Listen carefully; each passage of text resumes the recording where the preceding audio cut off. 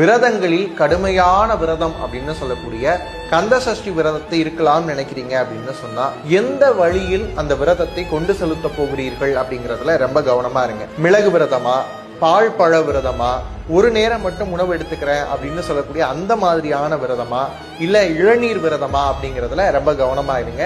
கட்டாயமாக விரதம் இருக்கணும் அப்படின்னு எந்த அவசியமும் இல்லை.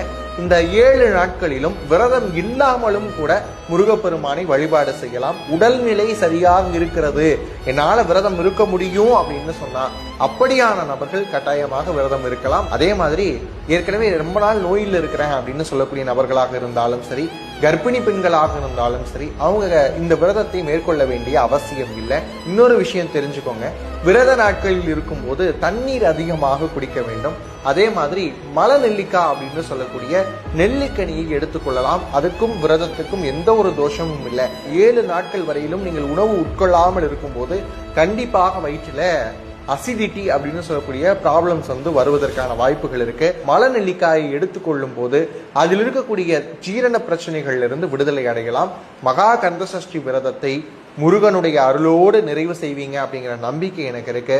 இயலாதவர்கள் வழிபாட மட்டும் செஞ்சு முருகப்பெருமானை அன்போடு பிரார்த்தனை செய்யுங்கள், அதுவே போதுமானது.